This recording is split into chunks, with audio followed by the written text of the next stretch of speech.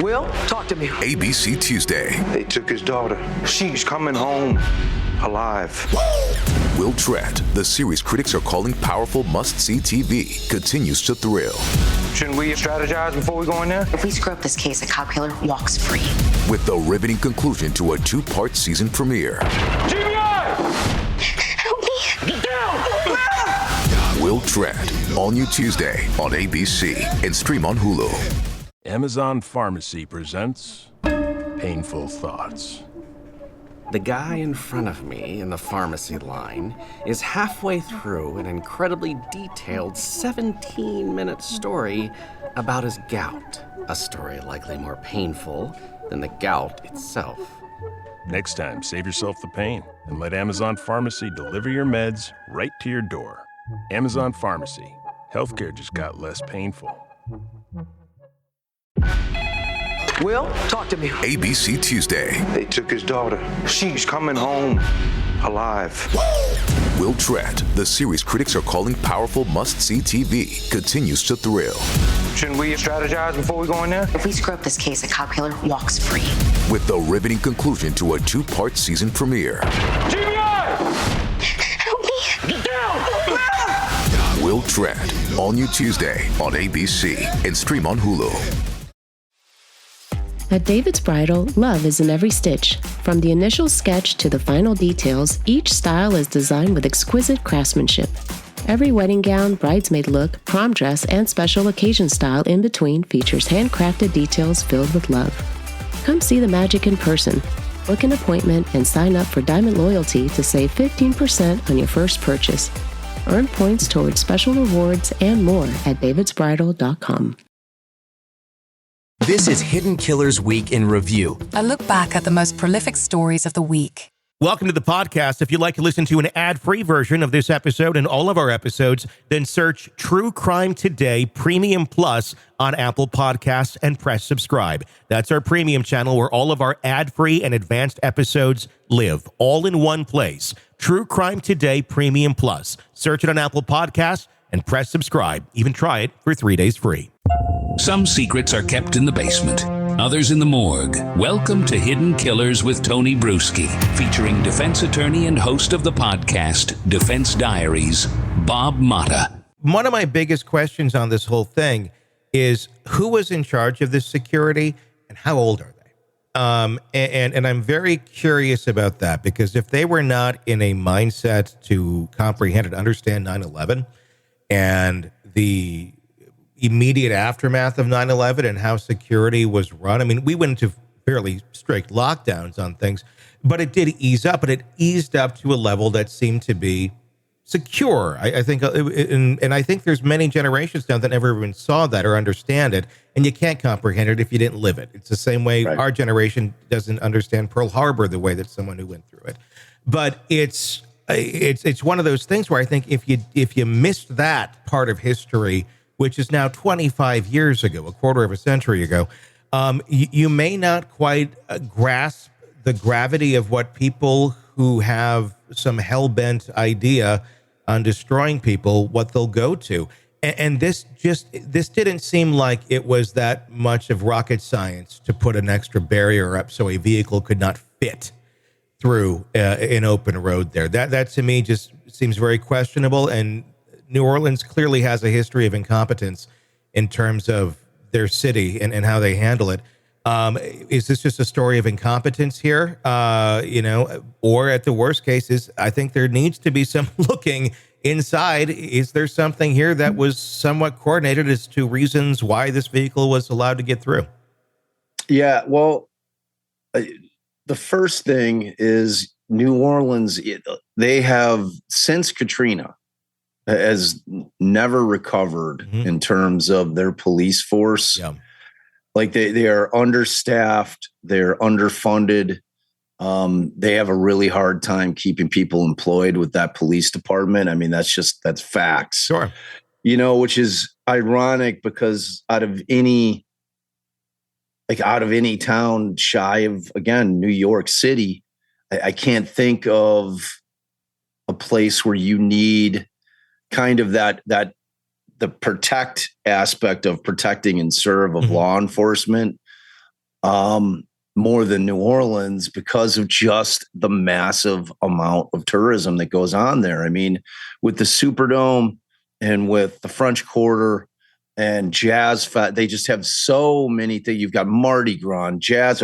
They have, I would hazard to guess, I don't know how many millions of people come in through that town annually. I mean, it's Allie and I's favorite place to visit. We love New Orleans. Yeah. We're down there all the time. And you know, it gives you pause. It gives you pause. I mean, I don't want to say this to be insensitive, but I mean, we're there so much that you'd never catch us dead on Bourbon Street. That's for like the first timers or like tourists that are kind of hitting New Orleans for the very first time. Sure. It's like Times Square, basically, you know, where it's like, this is the tourist zone. Yeah. You got to hit it. You got to get your hurricane at Pat O'Brien's. You got to do all the things that, you know, you've always heard about New Orleans. Yeah. Right. You know, so like from that aspect of it, like, I don't know that it's incompetence as much as it really boils down to, they just got too comfortable. Yeah. You know, they had gone a very, very long time without having any kind of with huge amounts of people coming in for all kinds of things, whether it be sporting events, whether it be music events, whether it be Mardi Gras, whether it be, you know, I mean, and that's exactly where we were at 9/11 as well. Exactly. We were too comfortable. And I feel like this is it should be a wake up call of being too comfortable.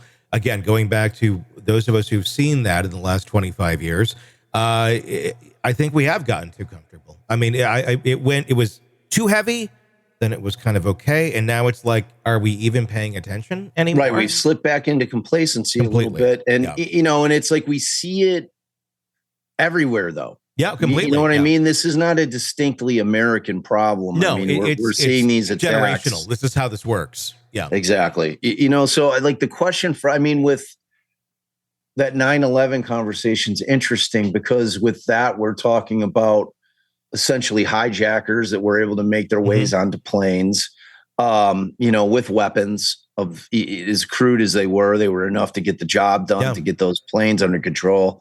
You know, like that is an easier solution to me because you have an ability in airports to be able to say, all right, this is what we're going to do from now on. Like, I mean, in terms of passenger lists, we've always had that in terms of knowing who was flying. Yeah. You know, but in terms of people being able to walk in willy-nilly to an airport, you know, like you said, my kids know nothing but that. Yeah. Like you and I lived a very different life prior to 9/11. Yep. There was no security in the airport. Man. I used to go hang out there in high school and watch the planes and like get the Burger King at the thing and just hang out, you know, and like nobody cared. It was a totally different world at that point in time. So, So for that, it was kind of an easier solution. Out of that was born TSA. And they're like, all right, we're going to, everybody that walks through the doors of this airport and it has the intention of boarding a plane, we're going to check their bags and we're going to check their person to make sure they're not bringing anything on board. Easy. Because you have people contained in an area. You know, same kind of with sporting events. You know, that was one of the things, same things. You're not going to go into a sporting event that doesn't have metal detectors, that you're not getting a body scan, that you're walking in and they're doing face recognition these days. All those things are implemented. The question becomes for a situation like parades or just places that are populated on a daily basis. There's never going to be a day once things get back to normal in New Orleans that there aren't tons of people walking around on Bourbon Street in the French Quarter, you know? So what do? Do you gate it off now and do you force people to pay an admission to get into the French Quarter in order to? I don't think you need that. I think because like put basic barriers up they didn't have. But like if there's a will, there's a way. There is. You know what I'm saying? You can put up 3 concrete barriers. Yeah. And if this dude wanted to get through, he was getting through. You know, or he's not coming in off of Canal Street. You know, you'd have to barrier the entire. That's what I'm saying. Well, I mean, we'd have to a lot of places do that. Nashville does that. You go to where else am I thinking? Now, Yeah, but Nashville's still those same shitty metal barriers that like you could just plow through if you're in a F-250. Yeah. Like I'm not seeing the concrete. You know what I'm saying? Street It's like, also another area that also does have it blocked off. I mean, it's just not. We're talking about concrete, or there's some really basic things that really would be a simple solution. they always do have Bourbon blocked off. But they like, clearly did I've not been that there. night. I've been to New Orleans. I know, but the fact that somebody thought that night it was okay to just block it with a police car, that's the scary thing. And I mean, to me, a police car's probably a little more sturdy than a blockade. But you know what I one, mean? I don't know. I know. I hear what you're saying. I just don't know what the fix is, man. I don't know. I just think competence is the fix. Competence is going, this is a major event. There is no question these barriers need to be up by this time. We cannot have a temporary fix that night. This is a major night. And if we have to go get something in here to put up concrete barriers, then go and do that. I mean, it's not rocket science. It's just a simple. Every night is a major night on Bourbon Street. I know, but that is a major attention item. That's why it was done that night. I don't know if it was all the time. I don't like. I haven't seen like pictures that showed me that there were any more people on Bourbon than there are on an average day. But then just have it up, period. There should never, ever, any night of the year ever. That's what I'm saying. Be a way, make it gated. Exactly. Like, period. You can get in and you can get out easily, but you have to kind of control a crowd because that's unfortunately where we're at. One more thing on this, and I know we've been talking about this now. No, I think we could talk about this forever. Yeah. So wait, but before you jump on to the next thing. No, I got one more thing on this too, but you go ahead. All right. So I want to ask you if we have this situation where we've got to try to figure out preventative measures, right? Mm-hmm. That's what you're talking about. You're talking about having preventative measures in place at all times. Yeah. Because like we're always going to get complacent. Like if there's no attack for a decade, we're going to be like, oh, yeah. And then we forget about why we have those measures in place. Right, exactly. They're not so convenient. Like I think the bigger question, this might be leading into what you're going to ask. How much of it is really going to boil down to government intrusion into our shit? Meaning Patriot Act type of invasion into our communications with one another, to where everything we're doing and saying, which it already is. It's all on the already grid. there. That's the thing. Like all those things already exist, whether they. Because did you read? I thought I read something that they were aware of this guy ahead of time. Now I don't know if somebody misspoke. I thought I heard something in one of the pressers right after it that they were aware that this dude was a threat. No, to my knowledge, I did not hear that. It's no way to say that that's not out there. Then I just didn't see it. But this is, I mean, the most shocking thing to me on this is, did you see his real estate video where he's talking about? That's one of the crazy things about this to me. You know, you think of the 9/11 hijackers; they came from Saudi Arabia. They were radicalized over there. This guy was born in Texas. He was born in Texas. He was in the army. He served his country for a huge chunk of his life, and then somehow was radicalized to go and do this. I mean, that's the shocking thing. But I think, honestly, in the case of this guy, I'm almost thinking more mental break here than true radicalization, as we think of terrorists, I guess, as a whole or in general.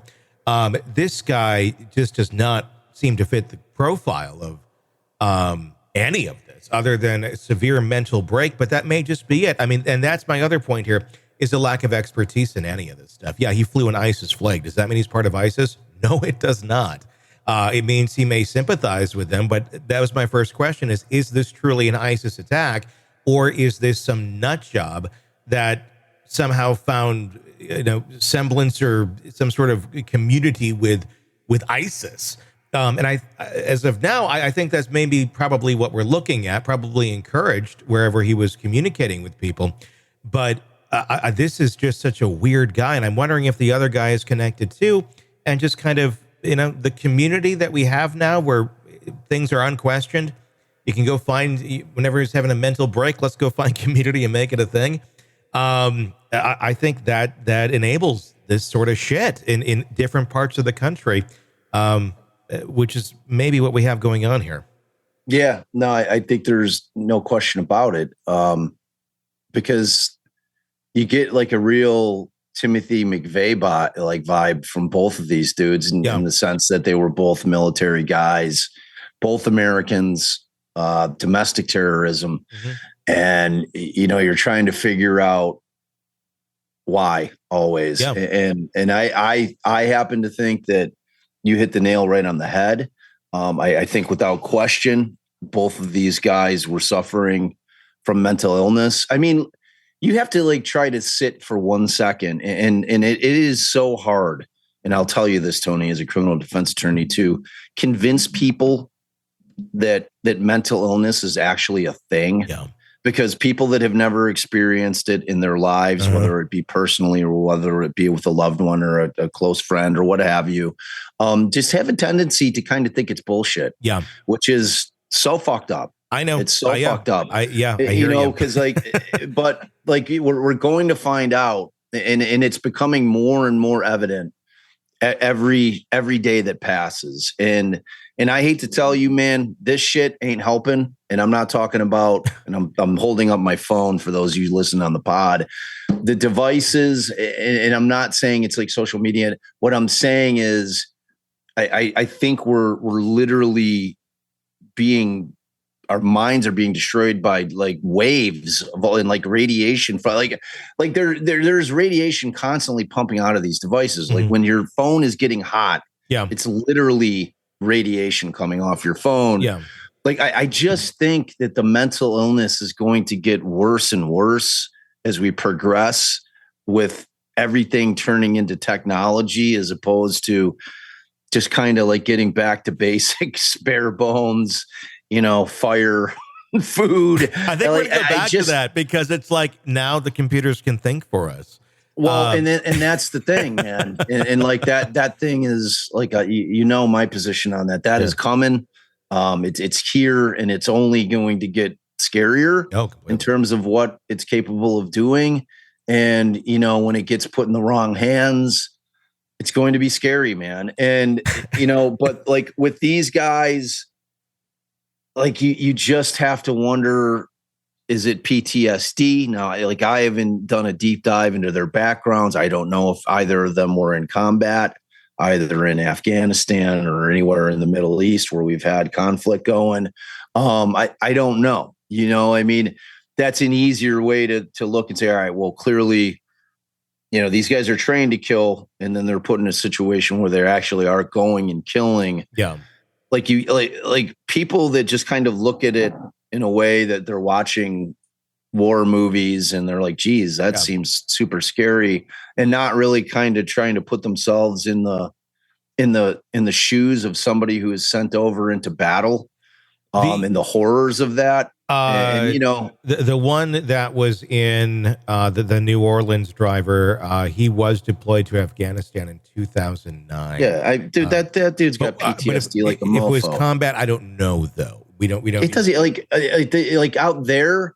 That wasn't like a straight up like Vietnam WW2 war. That was driving out peacekeeping missions, getting shot at, getting blown up, like all the things that were going on with Afghanistan. It was a much different circumstance.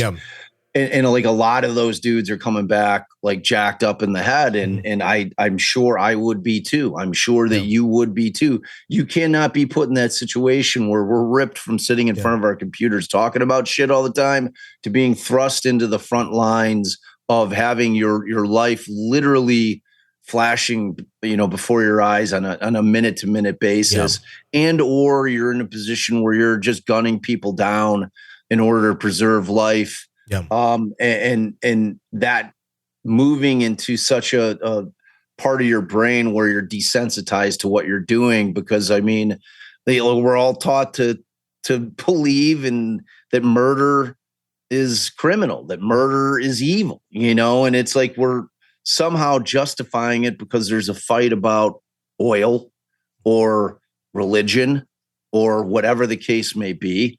You know, I mean, why are you able to take that and compartmentalize it and say, okay, well, murder is really bad. It's criminal, gets you a life sentence in prison and or the death penalty if you commit it in society. But when we're going to pull you out, put you in a uniform, hand you a gun and send you off to a foreign country, it's good to go. Yeah. You know, I mean, there's this strange kind of disconnect there that I think that for our veterans who I love so very much, I really do. I am always in awe of them, especially people that served in battle and war, who were in the shit, so to speak, and they come back because that sacrifice is unbelievable. It's unbelievable. Just like the amount of sacrifice. Last night, a nephew of my girlfriend that he's 19 and he's about to be deployed and about to find out where he's going. And just oh my God, dude, it's like like I love our country, and it's like I'd never want my kids to join the military because I know what it means. It's like that thing where you've got like you feel like you're potentially sending your kid off to a death sentence, you know. So it's like you want to defend our country, and thank God we have those people that are. Oh, that's what I'm saying, dude. It's like I never see a veteran without thanking them, and if they're willing, I'll shake their hand. Like, and I mean it. It's like such a huge sacrifice. 1,000%. Oh my God! And but the bigger thing is they're sacrificing their mental well-being. Yeah. So, which brings us back to the point, like I think when they dig in, because these guys had to have been sitting around, Tony. Mm-hmm. For days, weeks, months, thinking about doing this shit. Oh yeah. Like they're not sitting around like putting their Oculus on and like, oh, I'm going to go kill zombies like me last night. You know, they're sitting around in their basement, probably with like a fucking police scanner on, like just sitting there, like making homemade bombs and just like thinking about like killing people, like on a massive scale. And you're like, you just have to try to sit there and think about like, my God, like where has it gone wrong with that person to where like they've got like no kids, like there's no family. They're like, where is, well, and that's where it goes back to, I think the lack of the expertise in all this. Like we're talking, there was fireworks in one of them. Like, no one who's seriously trying to blow something up or has any understanding of reality is going to think going to Uncle Sam's fireworks and loading up on, you know, the 4th of July shit is going to blow up a build. I mean, it's amateur it's so the both of them were amateur hour. Number one, it was amateur because they could get through as easy as they did. Anyone could have done that if they wanted to. But then number two, he had all these other, you know, IEDs, quote unquote, sitting around apparently, but none of them went off. He didn't have any real true plan of how he was going to do it or when. It was just complete chaos, even on that part. And that's where it feels like this is so much more of a mentally ill person who's somehow found themselves in that place in our country. As being an American citizen, this is a different type of terrorist here, because this is not even ideological like Timothy McVeigh, where they sat there and this is how they see, this is their life. This seems like somebody went nuts and something snapped somewhere very quickly, and it went to amateur hour terrorist. And it's scary because we're starting to see more of this. How many other amateur hour terrorists are there going to be? And they can do a lot of damage really, really quick with amateur hours still. Thousands and there are so many people. So I say it all the time. Like I was 20 plus years in the criminal justice system, and I'm telling you that 90% of perpetrators were either suffering from mental illness and or addiction to either alcohol and drugs or both. Sure. Like this is not rocket science. No. And the problem with that is that the government's solution to this, prosecutors' solutions to this, is to stick people in prison, as opposed to if we had as many treatment facilities as we did prisons, and we were trying to get people better instead of just throwing them in a cage and letting them rot and letting them fester and then letting them come out 10, 15 years later. So that's a whole other conversation. Yeah, it's a whole nother thing. I want to do a documentary on that, actually, about the whole the mental health system and the state facilities that all went to hell in the 80s. Yeah. It all boils back to that, though. Yep. Like it's like this isn't a hard thing to figure out, like what's gone wrong here. And if you're wondering if there's a shit ton of dudes sitting in their basement, like building up to this point where they're able to go out there and do what they're thinking about doing and probably have been thinking about doing for months or years. Yeah, there's a ton of them. Dude. Yeah, and like I don't know how you stop it. If it's the lone wolf guy who's not communicating with anybody. It feels like the water is at the boiling point, and that's the scary part with this. Yeah, we're in dangerous times, man. Welcome to the podcast. If you'd like to listen to an ad-free version of this episode and all of our episodes, then search True Crime Today Premium Plus on Apple Podcasts and press subscribe. That's our premium channel where all of our ad-free and advanced episodes live, all in one place. True Crime Today Premium Plus. Search it on Apple Podcasts and press subscribe. Even try it for 3 days free. Let's be honest. Nothing kills the thrill of a good murder mystery like a commercial for laundry detergent. It's like someone slapping a closed sign on your favorite dive bar. But you're not here for that, are you? You're here for the good stuff. So ditch the ads and upgrade to True Crime Today Premium Plus on Apple Podcasts. With True Crime Today Premium Plus, you get your crime straight. No chaser. Commercial free with extended interviews and early access. It's like getting the bartender's special when the bar's already closed. Search for True Crime Today Premium Plus on Apple Podcasts. Subscribe and drink it all in. Will, talk to me. ABC Tuesday. They took his daughter. She's coming home alive. Will Tratt, the series critics are calling powerful must-see TV, continues to thrill. Shouldn't we strategize before we go in there? If we screw up this case, a cop killer walks free. With the riveting conclusion to a 2-part season premiere. GBI! Help me! Get down! Will Tratt, all new Tuesday on ABC and stream on Hulu. At David's Bridal, love is in every stitch. From the initial sketch to the final details, each style is designed with exquisite craftsmanship. Every wedding gown, bridesmaid look, prom dress, and special occasion style in between features handcrafted details filled with love. Come see the magic in person. Book an appointment and sign up for Diamond Loyalty to save 15% on your first purchase. Earn points towards special rewards and more at davidsbridal.com. Will, talk to me. ABC Tuesday. They took his daughter. She's coming home alive. Will Tratt, the series critics are calling powerful must-see TV, continues to thrill. Shouldn't we strategize before we go in there? If we screw up this case, a cop killer walks free. With the riveting conclusion to a 2-part season premiere. GBI! Help me! Get down! Will Tratt, all new Tuesday on ABC and stream on Hulu. At David's Bridal, love is in every stitch. From the initial sketch to the final details, each style is designed with exquisite craftsmanship.